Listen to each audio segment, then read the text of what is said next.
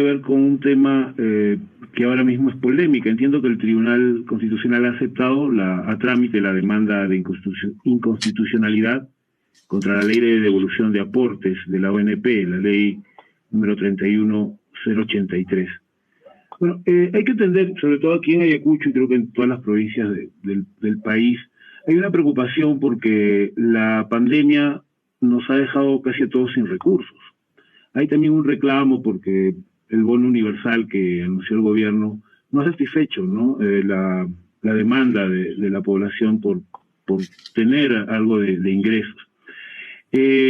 Además también este programa de reactivación económica no ha llegado a las pequeñas empresas. Bueno, entiendo que el Poder Ejecutivo ha argumentado, por ejemplo, que esta ley afecta el derecho al acceso, ¿no?, de pensión de los adultos mayores. También argumentan que debilita el Sistema Nacional de Pensiones. Y además también hablan de una violación del principio de separación de funciones, ¿no?, entre el Ejecutivo y el Poder Legislativo. Sin embargo, el reclamo mayoritario, creo, de la población es en el sentido de, y entonces, ¿dónde está el derecho de los aportantes, de los que dimos nuestro dinero? Me incluyo, yo también estoy dentro de en ese mismo trance. Pues en esta circunstancia especial de excepción por la situación que vive el país, a tener derecho a acceder a eso, ¿no? Entiendo que el tribunal todavía va a evaluar ese tema y tiene un plazo, ¿no?, de 3 o 4 meses para poder terminar con ese trámite. Pero, ¿cuál es el alcance, digamos, del derecho de los que hemos aportado a la ONP y qué tanto entra en conflicto con otros derechos? ¿Podría darnos algún panorama sobre ese tema, señora María Elena? Bueno, lo que tengo que decir, de repente a futuro nos va a llevar a reflexiones en el propio Tribunal Constitucional, pero decirle lo siguiente: es verdad que esta pandemia ha hecho que el tema social se agudice más, sobre todo en temas de grandes brechas, sobre todo de las personas que han estado siendo vulnerables como grupo, y ahora se hace más intensa esa vulneración. Sé que desde el gobierno central se ha tratado de paliar en algo, no siempre de repente con éxito, el tema del apoyo a los bonos con el bono universal, pero también hay otro grupo de trabajadores formales, no formales, que en algún momento han aportado a la ONP, ¿no? Entonces, la discusión está para este grupo. El Poder Ejecutivo, o antes de mejor desarrollar la teoría del Poder Ejecutivo, decirle lo siguiente: la labor que hace el Congreso no es una labor intocable, sino que es una labor que está sujeta a un control, porque los congresistas no tienen carta blanca para hacer, decir y legislar lo que quieran, como quieren y cuando quieran, porque vivimos en un Estado de Derecho, donde las reglas ya están prediseñadas, están en la Constitución, y cuando uno asume un cargo, lo asume para cumplir y desempeñar esa labor dentro de esas reglas prediseñadas en un cuerpo que se llama Constitución. Por lo tanto, no solo el Congreso, el Legislativo, el Ejecutivo, los gobiernos regionales e inclusive los privados, nos tenemos que mover bajo ese marco constitucional. Nos agrade o no nos agrade, pero ese es el modelo en el que nosotros estamos viviendo socialmente. Ahora, ¿quién controla que todos actuemos dentro de ese marco? Es el Tribunal Constitucional. Pero ese control es un control a pedido de parte. Es un control que puede hacer sobre la labor, por decir, del Congreso, o la labor que puede hacer el Ejecutivo o los gobiernos regionales cuando sacan ordenanzas.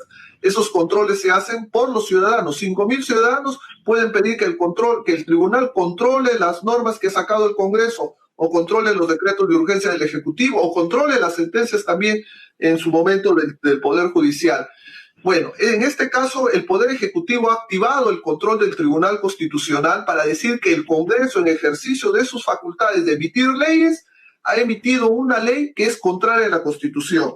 Lo que ha señalado el Ejecutivo, y que se lo voy a transmitir para no evitar de repente malos entendidos, señala de que esta ley que ha dado el Congreso de devolución de los aportes que algún momento han hecho trabajadores formales al ONP vulnera el derecho a la pensión, ¿no? El derecho a la pensión, que por cierto afecta el carácter intangible de los fondos.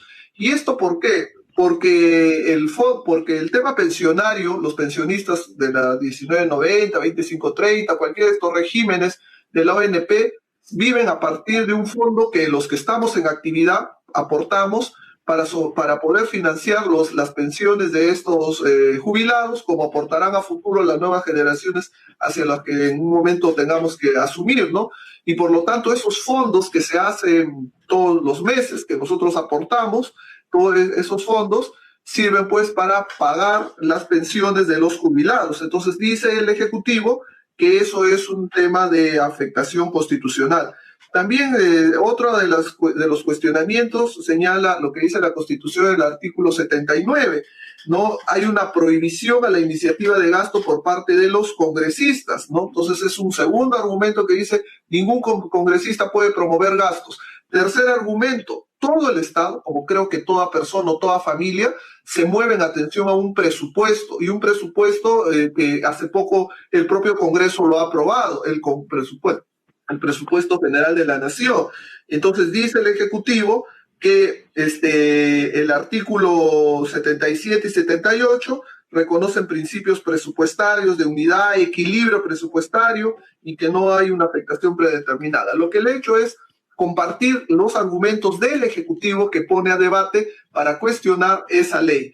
Entonces, lo que estamos haciendo a la fecha es esperar que el Congreso conteste, ya ha sido notificado, diga algo en relación a estas observaciones que dice el Ejecutivo, y el tribunal analizará si esa norma que dio el Congreso se ajusta a estos parámetros constitucionales. Esa es la lógica, y vuelvo a repetir, acá no hay zonas exentas de control. Todo se tiene que controlar para verificar que marche dentro de este marco constitucional.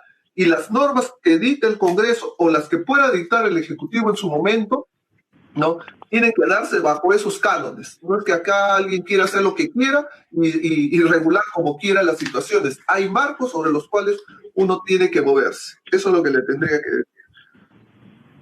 Muy bien. Pregunta ahora